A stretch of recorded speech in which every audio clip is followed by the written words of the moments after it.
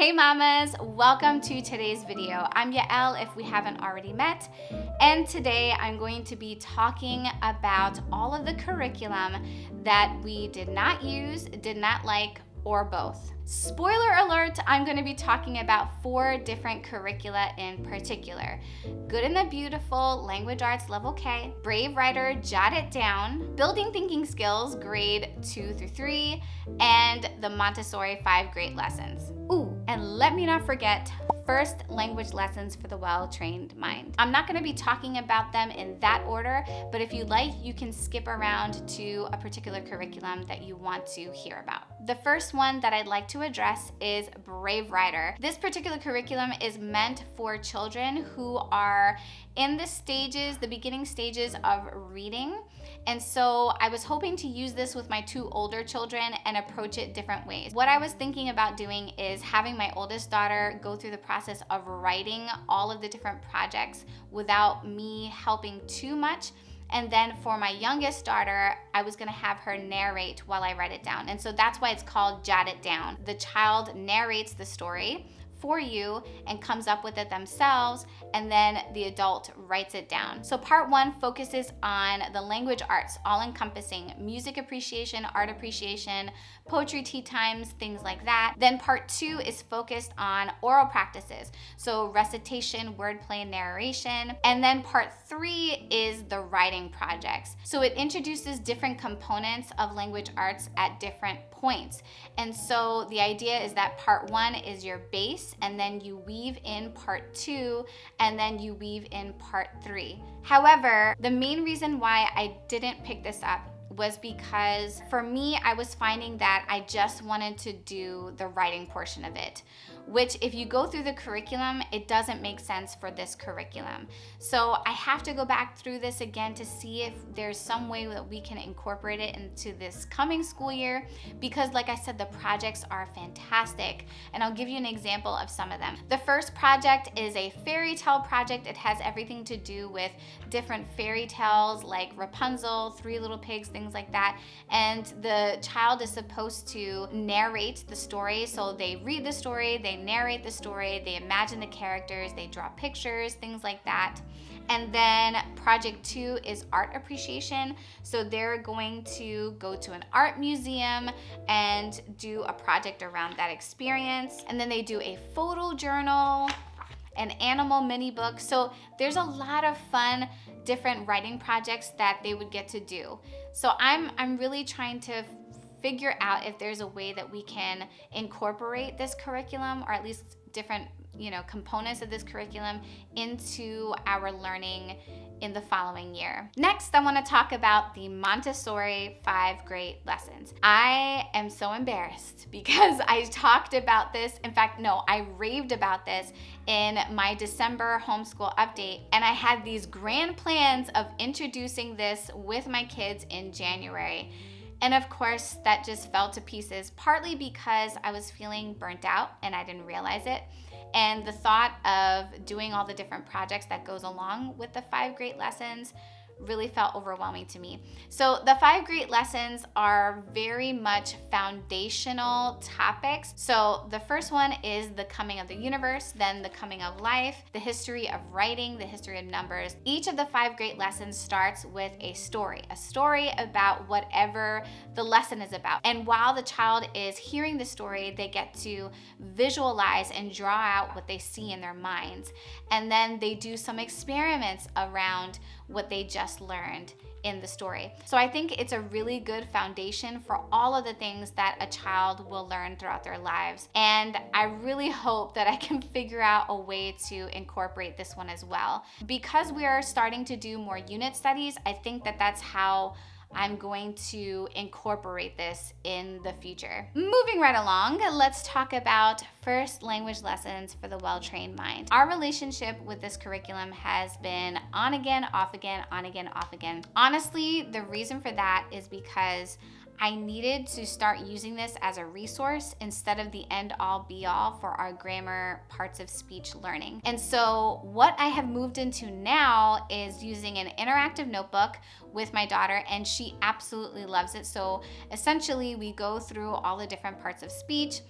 and she puts that into a notebook. She pastes the different parts of speech into her notebook. She writes examples of them down. There's a lot of different activities as we go through and learn about each of the parts of speech. And that has been such a godsend for us because it works so well for her. And then we have a book called The No Nonsense, I forget the exact title, but it's a grammar book, and it's really straightforward and easy to use as far as introducing all of the different grammar and parts of speech concepts. And also, I think it covers literary devices at the end, which is fantastic.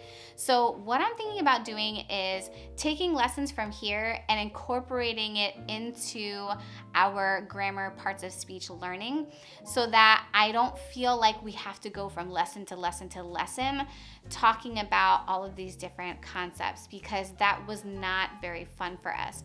So using it as a resource for our interactive notebook and our study of grammar and parts of speech, I think is going to be the way forward for us. Next, I want to talk about the good and the beautiful language arts level K. We started our school year back in June of 2021, and my kindergartner and I really loved this curriculum. But then things slowly started to unravel and we fell out of love with it. There are a couple of reasons why I think that happened. Number one, I'm going to take the L and say that I might have moved a little too fast for my daughter. And what happened was, at the beginning, our pace was good. Like, everything was moving right along. But then we hit certain lessons that were a little bit of a challenge for my daughter. And it seemed like she was learning and okay with moving on, but I should have made those stopping points for us to go back and review and kind of do some activities around so that she could really, really, really nail down those concepts. And I will say, there is a great evaluation that you can do with your child before figuring out what level you want to get for them. And we did do that. So this was the right level for us, but we needed to change our pace every now and then in order for it to work a little bit better. Thing number two is the stories that you as the teacher have to read to your child.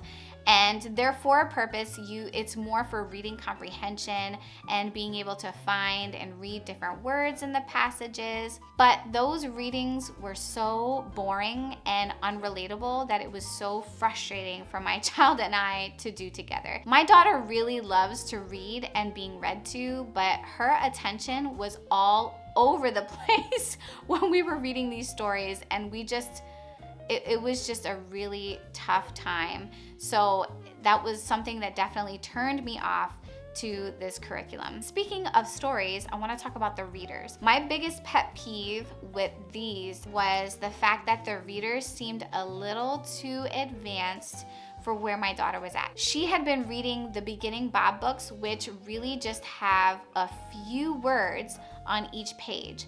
And that's where she was at.